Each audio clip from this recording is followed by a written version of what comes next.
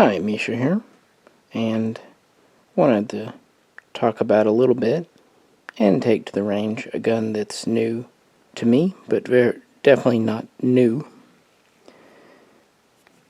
This is a Colt model 6450 and this is the Carbine version, semi-automatic only, in 9mm, based on their military Model 635 and also the AR15 XM177 to some extent. It's really a pre-M4, although newer 9mm like the 6951 are more 9mm M4 types. And in the past, I've shown you this gun. This is my DOE upper, which is a Model 633 upper on a Rock River pistol lower, 9mm. And here's another 9mm upper. This is a Model 635 upper that I can put on the pistol if I want instead. But really, this video is going to be mostly about this gun here. It has a TA prefix serial, meaning it is pre-1994 ban. But it isn't too early because it doesn't have the bayonet lug, but it still does have the A1 flash suppressor. And it came with a Colt Fiberlight stock, which is actually quite neat. Only 2 positions, in and out. So it's still kind of on the old school XM177 AR15 tube, but it is the newer AR15 type Fiberlight stock. At least new is in the sense of retro type guns.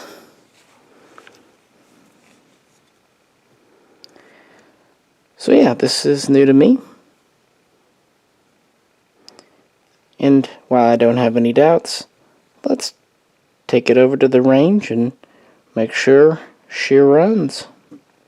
Colt 9mm. It's interesting shooting this right after the 223. And it held up. So yeah, first test mag, absolutely no trouble. And I didn't expect there would be. This Carbine, individual one here, actually is a old law enforcement trade-in that I found about 10 years ago at a local shop and bought for my father. He's had it all since then. Kind of one of those guns, whenever he decided to get rid of it, I'd get it back. And it's just been very reliable and a lot of fun. Like I said, it has a screw-on, removable 9mm A1 style flash hider. Pretty much a standard profile barrel, 16.1 inches. I believe it's a 1 in 10 twist. Has the bayonet lug machined off, which is something Colt did kind of in between 1990 and 1994. Has the old school slim AR15 handguards with heat shield inside and also 6 holes. Standard. The upper receiver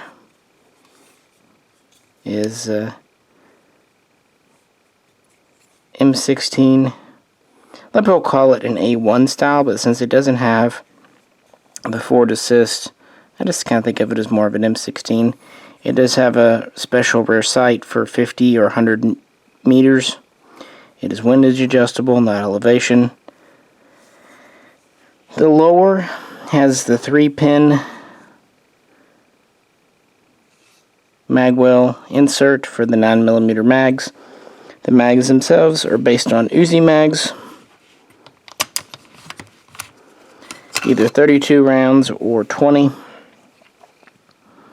Very similar to an Uzi mag, except the catch to hold it is in a different location, and they don't have the little bumps on the sides for over insertion. They also have a 20 round version, as in this DOE here. It's a little bit shorter.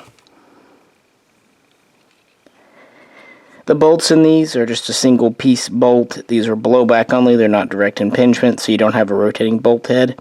Now the 9mm buffers are a little different, and over the years Colt has used a few different buffers. They've had one that's solid, they've had one with a moving head, they've even had a hydraulic one,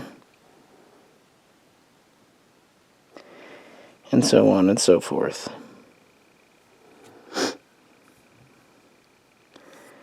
As to these others, the Model 633, the DOE gun, is the smallest one Colt has done, with a special 7-inch barrel and flip up, flip down front sight. These were made especially for guard duty and electrical plants, nuclear plants, and really just for anywhere needing something that wouldn't over penetrate. So the front end's a little different. Otherwise we have the same upper. Like I said, I put it on a Rock River lower because Colt has never done a registered pistol 9mm lower. And then going back here, I just have a typical SB3 arm brace, and then I put an early A2 pistol grip on it, kind of the early shiny ones. This upper has a 10.5-inch barrel. It is threaded, and it has the same flash hider. This would be kind of like the Marines would have adopted as the 9mm SMG. You can see the bolt inside, the solid bolt. One reason not having the bayonet lug on here, honestly in this particular case, I think it's aesthetically appealing not to have it there, because with the barrel being at 16 inches, it's too long to really use a bayonet anyway. And on the original gun with the 10.5-inch barrel, it's obviously too short to be useful. So it seems like the only reason Colt left it on is because they did. And when you have this on, it also makes using suppressors really difficult. And this gun was designed to be used as a suppressor. In fact, they have a specialized version they made as the Model 635S, which was meant to be suppressed. There was also a Model 634, which was an SBR like this, but with a semi-automatic only trigger pack.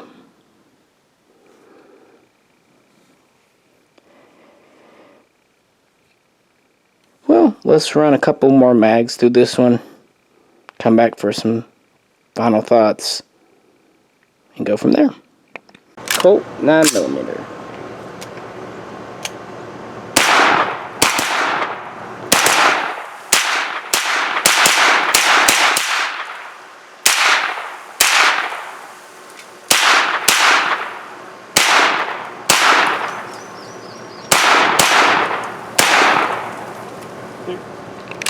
Colt 9mm.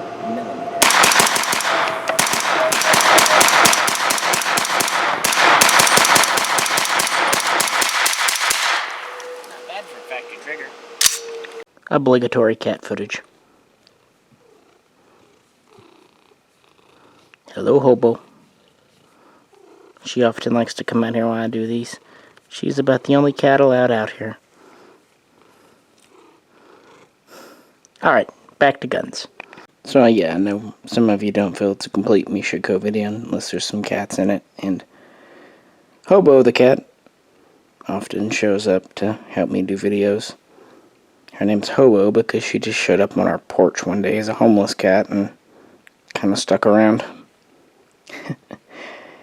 Yeah, the other mags we fired through this did just fine.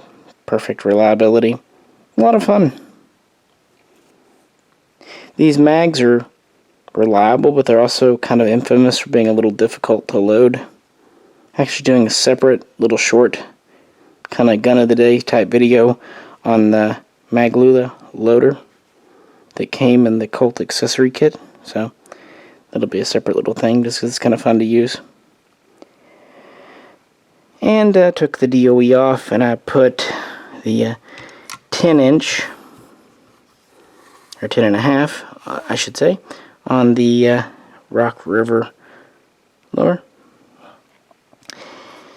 These are all .250, but as you notice on this one, it has the kind of transitional little screw pin front. You can still take it off. The earliest 9mm carbines Colt did actually were still on SP1 type lowers, so slick side with the .320 front pins. They also had AR15 stocks that were the metal type and A1 grips. This here, many call a brass deflector, and it certainly can serve as that if brass comes back, but it's actually a gas deflector. So some guns, early, even some later ones, don't have this, which isn't a bad deal if you're shooting standard, but if you were to shoot suppressed, you get some gas from the ejection port. So if you're going to go suppressed, it's a good idea. And to make room, they actually have a truncated ejection port door. It's really just a cut-off door. You can remove these and put on a standard ejection port because it is open behind here. But that's how they did it, and it works. It's a little maybe clunky looking. But Colt was trying to keep the 9mm SMG and the 9mm Carbine as parts compatible with their standard 5.56 NATO guns as they could. So they take the same furniture, the same receiver extensions, even if the buffer is different. The bolt is different, of course. The handguards are the same, but there's no gas tube. It's just a blowback gun. Therefore, there's no gas port in the barrel or gas block. And there's just, but it still has the same charging handle.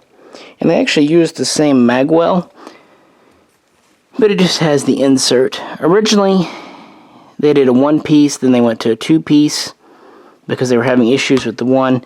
And then around 2001, they went back to the one-piece design. So you'll have later ones with only 2 pins instead of 3 holding everything in.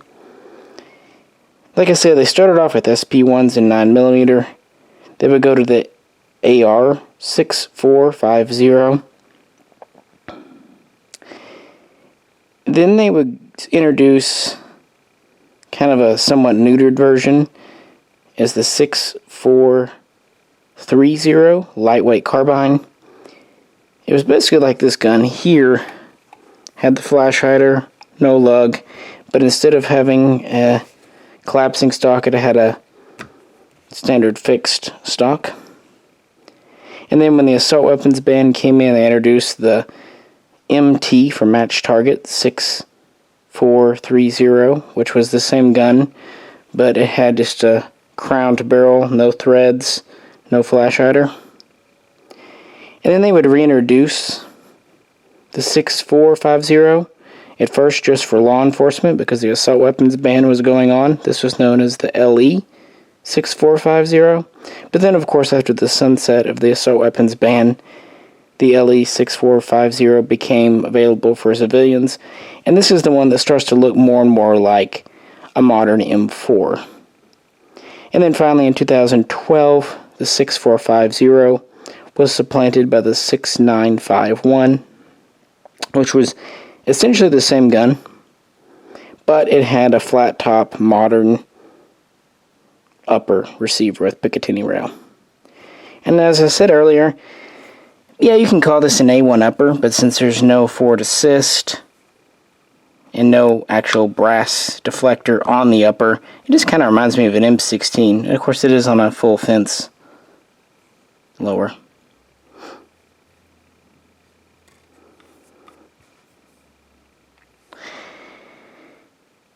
And while Colt has not discontinued the 9mm, either in civilian or select fire, it's something they only do about 1 batch a year because it's a pretty low demand item. Colt has always and continues to focus on their 223 5.56 guns. For some reason, they have always been paranoid that if they overdo the 9mm, it'll hurt their M4 sales, which is completely stupid. But this is Colt we're talking about, so what I'll say about Colt, they're consistently stupid. But yeah, I just wanted to take this out. I've been, wanting to get this from my dad at some point over the years, and now that he's more or less out of guns, it's good to have another Colt 9mm in the stable. And while we have done videos on these guns in the past, it's been a while and those videos are a little long in the tooth, so why not do an update during these, at home times when I think everyone's looking for something to do. I really love this DOE. Just a cool little gun. Stubby front end. But yeah, the 3 different sizes: 7-inch barrel, 10.5-inch barrel, and 16-inch barrel. Well, if you have a Colt 9mm or any other AR 9mm, let's talk about it in the comments below, if you could. Like, share, and subscribe. And if you'd like to help support the channel, please click on the link and check out our Patreon page. With that said, I'll let you go. This is Misha, and Jay and I both will catch you very soon next time.